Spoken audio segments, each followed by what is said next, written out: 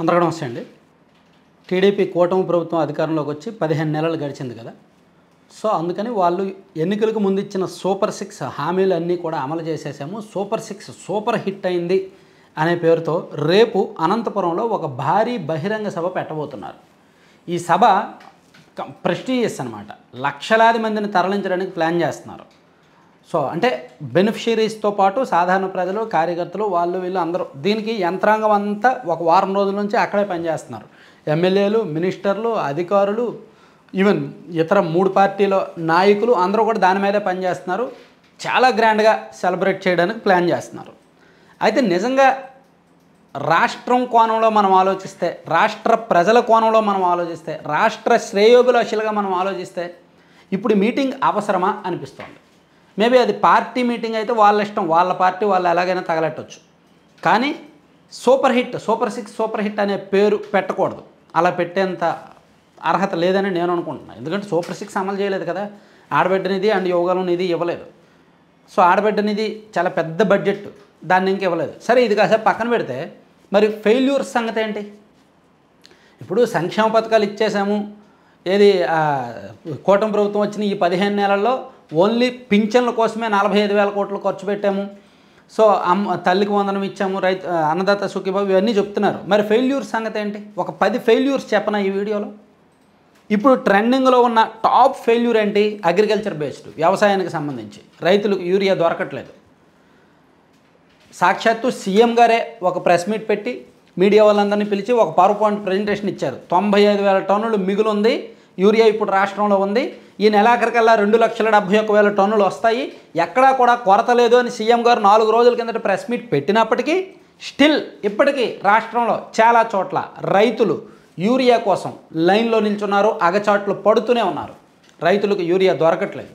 అసలు ఖరీఫ్ టైంలో యూరియా దొరకపోవడం ఏంటండి? ఎంత అసలు ప్రీ ప్లాన్ లేదనమాట. సో వైసీపీ మీదకి నెట్టేశారు. వైసీపీ వాళ్ళు దుష్ప్రచారం చేస్తున్నారు, ఫేక్ ప్రచారం చేస్తున్నారని వాళ్ళ మీదకి నెట్టేశారు. ఎన్నెన్ని నెట్టేస్తారు వాళ్ళ మీదకి? నిజంగా గ్రౌండ్లో ప్రాబ్లం ఉంటే చక్కదిద్దుకోవాలి. వాళ్ళు ఫేక్ ప్రచారాలు చేస్తారని వాళ్ళ మీదకి ఎలా నెట్టేస్తారు? పంటలకు గిట్టుబాటు ధర లేదు. ఉల్లి రైతులు తాజాగా, అంతకుముందు మామిడి రైతులు, అంతకుముందు కోకో రైతులు, అంతకుముందు పొగాకు రైతులు, ఇప్పుడు ఉల్లి రైతులు. సరే పొగాకు కాసేపు పక్కన పెడదాం, అది కంపెనీలకి రైతులకి ఉన్న డీలింగ్. మరి ఉల్లి, మామిడి, కోకో ఈ రైతుల సంగతి ఏంటి? సో కొన్ని పంటలకు గిట్టుబాటు ధర ఉండట్లేదు, వాళ్ళు బయట పారబోసుకోవాల్సి వస్తుంది. అట్ ద సేమ్ టైం ఖరీఫ్కి యూరియా సిద్ధంగా ఉంచలేకపోయి. సో వ్యవసాయం ఒక ఫెయిల్యూర్, ఖచ్చితంగా ఫెయిల్యూర్ అనే చెప్పుకోవాలి. అలాగే మెడికల్ కాలేజీలు ప్రైవేటు పరం చేయడం కూడా ఫెయిల్యూరే. ఇది రెండో ఫెయిల్యూర్. అసలు ప్రైవేట్ పరం చేయడం ఏంటి? 3,29,000 కోట్ల బడ్జెట్ ఉన్న ఆంధ్రప్రదేశ్ రాష్ట్రంలో సంవత్సరానికి ఒక 3,000 కోట్లు ఖర్చు పెట్టి ఒక 4-5 మెడికల్ కాలేజీలు రెడీ చేయలేరా? ఈ సంవత్సరం ఒక 4-5, వచ్చే సంవత్సరం ఒక 4-5, ఆ తర్వాత సంవత్సరం ఒక 4-5 రెడీ చేయొచ్చుగా. చేసి ప్రభుత్వమే వైద్య విద్యార్థులను తీసుకొని తక్కువ ధరకి మెడిసిన్ విద్య చదివించి వైద్యాన్ని తయారు చేయొచ్చుగా, పేదలకు అందేలా చేయొచ్చుగా. అప్పుడు తక్కువ రేటుకు వైద్యం అందుద్ది కదా. పిహెచ్సిల్లో కూడా వైద్యుల కొరత తగ్గుద్ది కదా. సో మెడికల్ కాలేజీలు ప్రైవేట్ పరం చేయడం అనేది కూటమి ఫెయిల్యూరే ఖచ్చితంగా. అది పేదలకు వైద్య విద్యను దూరం చేయడమే. దీన్ని యాక్సెప్ట్ చేయకూడదు. ఇక మద్యం మరో ఫెయిల్యూర్ అండి. అసలు మద్యం ఏం మారిందండి? మేబీ క్వాలిటీ మారిందో లేదో నాకైతే తెలీదు. మేబీ కొంత మారితే మారింది అంటున్నారు. అంటే మరీ వైసీపీ హయాంలో మరీ బాగాలేదు, చీప్ లెక్కరు, నాణ్యత అసలు ఉండేది కదా. ఇప్పుడు కొంత మెరుగైంది అంటున్నారు. కానీ రేట్లు కొంతవరకు తగ్గిస్తే తగ్గించారు. కానీ ఎంఆర్పి ఉల్లంఘనలు జరుగుతున్నాయా? బెల్ట్ షాపులు విపరీతంగా పెరిగిపోయాయా? ఊరూరా బెల్ట్ షాపులు విచ్చలవిడిగా ఉన్నాయా? ప్లస్ ఎంఆర్పి ఉల్లంఘనలు విచ్చలవిడిగా జరుగుతున్నాయా? 99 రూపాయల క్వార్టర్ సీసా అన్నారు. ఎక్కడుందండి 99 రూపాయల క్వార్టర్ సీసా? 99 రూపాయల మద్యం ఎక్కడైనా దొరుకుతోందా? అదంతా కూడా డబ్బా ప్రచారం. సో మద్యం విషయంలో కూడా ఫెయిల్యూర్.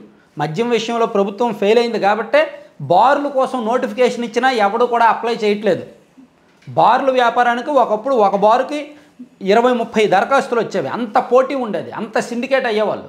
కానీ ఇప్పుడు బార్ వస్తే అప్లికేషన్ వేయడానికి దిక్కులేదు. ఎందుకంటే అది ప్రభుత్వ ఫెయిల్యూరే. ఏకపక్షంగా ఆదాయం పిండుకోవడం కోసం మీరు బెల్ట్ షాపులు పెట్టుకోండి, మీరు విచ్చలవిడిగా మద్యం ఎంఆర్పి మించి అమ్ముకోండి, కానీ మాకు మాత్రం ఇంత రావాలి అనేటట్టు ముక్కు పిండుతున్నారు. సో మద్యం విషయంలో ఫెయిల్యూర్. ఈ 3 టాప్ ఫెయిల్యూర్స్ అయితే ఇంకా కరెంటు బిల్లులు తగ్గిస్తాము అని చంద్రబాబు గారు చెప్పారు. ఎన్నికలకు ముందు చెప్పారు కరెంటు బిల్లులు తగ్గిస్తాము అధికారంలోకి వస్తే అని. తగ్గించారా పెంచారా? ఒక్కసారి 2024 మే, మార్చి, ఏప్రిల్ ఆ టైంలో వచ్చిన బిల్లులు ఇప్పుడు వస్తున్న బిల్లులు చూడండి, ఏమైనా తగ్గాయా? తిరిగి పెరిగాయి, భారీగా పెరిగాయి. 2 సార్లు కరెంటు బిల్లులు పెంచారు. ఏమనంటే వైసీపీ హయాంలో వేసిన దానికి ఈ ఎఫ్టీటీపీఎస్ ఛార్జెస్, సర్దుబాటు వ్యయాలు, ట్రూ అప్ అని పేర్లు పెట్టారు. వాళ్ళ మీదకి నెట్టేశారు. మళ్ళీ అన్నప్పుడు తగ్గిస్తామనే హామీ ఇవ్వడం ఎందుకు? సో అది ఫెయిల్యూర్ కాదా? అలాగే భూ కేటాయింపులు. రాజశేఖర్ రెడ్డి గారు అధికారంలో ఉన్నప్పుడు వ్యాన్ పిక్కేమో వేలాది ఎకరాలు కట్టబెట్టారు. ఆ హిందూజాకని, లేపాక్షికని రకరకాల పేర్లు పెట్టి వాళ్ళ సన్నిహితులు, వాళ్ళ బినామీలను, వాళ్ళ సన్నిహితుల చేత ఏదో కంపెనీలు పెట్టిస్తామని చెప్పి వేలాది ఎకరాలు కబ్జా చేశారు. అది జగన్మోహన్ రెడ్డి గారు దానికి బాధ్యులని చెప్పి సిబిఐ అతని మీద కేసు నమోదు చేసింది.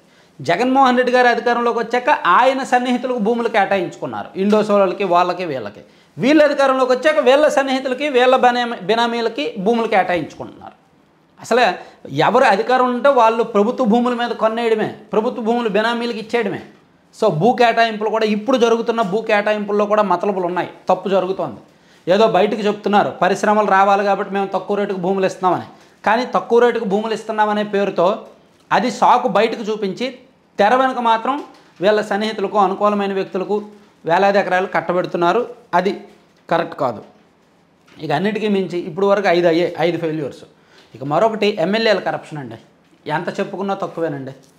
అసలు వైసీపీ వాళ్ళ మీద కార్యకర్తలు 5 ఏళ్ళు ఫైట్ చేసి, కార్యకర్తల భుజాన మోసి, కార్యకర్తల రక్తం చిందించి, కార్యకర్తల కష్టం మీద పార్టీ అధికారంలోకి వచ్చింది. గ్రౌండ్ లెవెల్లో కార్యకర్తలు కష్టపడ్డారు. పై స్థాయిలో చంద్రబాబు గారు, లోకేష్ గారు, పవన్ కళ్యాణ్ గారు వాళ్ళు కష్టపడ్డారు. వాళ్ళ చరిష్మా, వాళ్ళ కష్టం, వీళ్ళ కష్టం మీద అధికారంలోకి వస్తే మధ్యలో ఉన్న ఎమ్మెల్యేలు విపరీతంగా దోపిడీ. వైసీపీ వాళ్ళు చేసిన పాపాల్లో కూడా వాటా తీసుకుంటున్నారు. వాళ్ళు చేసిన అవినీతిలో మీకు బిల్లు ఇప్పిస్తాను, నాకు వాటా ఏంటి అని చెప్పి వాళ్ళ దగ్గర 20%, 25% వాటా తీసుకొని వాళ్ళకి బిల్లులు ఇప్పించేస్తున్నారంట.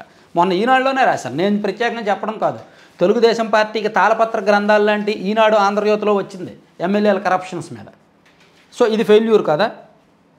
అలాగే మంత్రివర్గంలో పెద్దగా ఎలివేషన్స్ ఉండట్లా.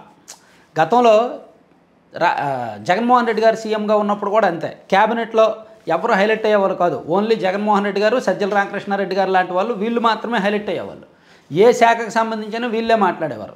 ఈవెన్ ఇప్పుడు కూడా మంత్రులు అంత సైలెంట్గా ఉంటున్నారు. పెద్దగా డిపార్ట్మెంటల్ ఇష్యూస్ మీద మాట్లాడట్లేదు, పొలిటికల్ ఇష్యూస్ మీద కూడా పెద్దగా యాక్టివ్గా ఉండట్లేదు. సో అన్నిటికీ సీఎం గారు, లోకేష్ గారే తీసుకుంటున్నారు. సో ఇది మంత్రులు కావాలని సైలెంట్గా ఉంటున్నారా, లేదంటే ఆ పార్టీ పెద్దలు మీరు సైలెంట్గా ఉండండి, మీరు ఎక్కడ హైలైట్ అవ్వద్దు, మీరు బ్యాక్ ఎండ్లోనే ఉండండి, మీ పని మీరు చూసుకోండి అని చెప్తున్నారా? మొత్తానికి ఎక్కడైనా చంద్రబాబు గారు, లోకేష్ గారు, పవన్ కళ్యాణ్ గారు తప్ప ఇంకెవరు కూడా పెద్దగా హైలైట్ అవ్వట్లేదు, సైలెంట్గా ఉంటున్నారు. ఇది ఏదో లోపాయకారిగా జరుగుతున్న అంశం ఒకటి చూసుకోవచ్చు. మంత్రులకు ఈవెన్ కొన్ని చోట్ల పనులు కూడా అవ్వట్లేదంట. ఇక కార్యకర్తల అసంతృప్తి అనేది మరో ఫెయిల్యూర్ అనమాట. 8వ ఫెయిల్యూర్ కార్యకర్తల అసంతృప్తి. ఇది ఎంత చెప్పుకున్నా తక్కువే, చాలా పెద్ద సబ్జెక్ట్. ఇప్పటికీ నామినేటెడ్ పదవులు లేవు, సరైన పోస్టింగులు లేవు, పనులు లేవు, బిల్లులు లేవు, సరిగ్గా లేదు. నెల రోజుల ముందు, ఎన్నికలకు నెల రోజుల ముందు వచ్చిన వాళ్ళదే పెత్తనం. కొన్ని చోట్ల అయితే గంగాధర్, నెల్లూరు లాంటి నియోజకవర్గాల్లో అయితే ఎన్నికల తర్వాత ప్రభుత్వం వచ్చిన 6 నెలల తర్వాత వచ్చిన వాళ్ళు సాక్షాత్తు ఎమ్మెల్యే గారికి పిఎల్గా చేరి పెత్తనం చేస్తున్నారు. అటువంటివి రాష్ట్ర వ్యాప్తంగా ఎన్నో. సో వైసీపీ అధికారంలో ఉన్నప్పుడు 5 ఏళ్ళు వాళ్ళదే పైచేయి అయ్యి, టీడీపీ అధికారంలో, కూటమి అధికారంలోకి వచ్చాక కూడా ఇప్పుడు వైసీపీ వాళ్ళదే పైచేయి అయ్యేసరికి నిజమైన కార్యకర్తలు ఏమవుతున్నారు? సత్తెనపల్లి నియోజకవర్గంలో ఏం జరుగుతుంది? ఇలాంటి చాలా నియోజకవర్గాల్లో జరుగుతున్నాయి అన్నమాట. సో ప్యూర్లీ కార్యకర్తలు అందుకే అసంతృప్తిగా ఉన్నారు. ఇక మరో కీలకమైనది, సూపర్ 6లో ఇప్పుడు మీటింగ్ పెట్టారు కదా, కానీ అందులో 4 ఇచ్చారు, 2 ఇవ్వలేదు కదా. మరి అన్ని హామీలన్నీ అమలు చేసాము, హామీలు సక్సెస్ అయ్యే సూపర్ 6 సూపర్ హిట్ అని ఎందుకు అంటారు? అది చెప్పుకున్నాం కదా ఇందాక. యువగలం అనేది నిరుద్యోగ భృతి ఇవ్వలేదు, అండ్ ఆడబిడ్డ అనేది ఇవ్వలేదు. ఆడబిడ్డ అనేది నెలకు 1500, సంవత్సరానికి 18,000 ఇవ్వాలి, 18 ఏళ్ళు నిండిన వాళ్ళకి. దీనికి సంవత్సరానికి సుమారుగా 15,000 కోట్ల బడ్జెట్ అవుతుంది. సో ఇవ్వలేదుగా ఈ సంవత్సరం. అది ఇచ్చిన తర్వాత పోనీ సెలబ్రేట్ చేసుకుంటే బాగుంటుంది, కానీ ఇవ్వకముందే ఎందుకు? సో ఇది కూడా ఒక ఫెయిల్యూర్ లెక్కే. ఇక మరొకటి ఫైనల్గా నేను తరచూ చెప్పేదే, ఇప్పుడు మరోసారి చెప్తున్నాను.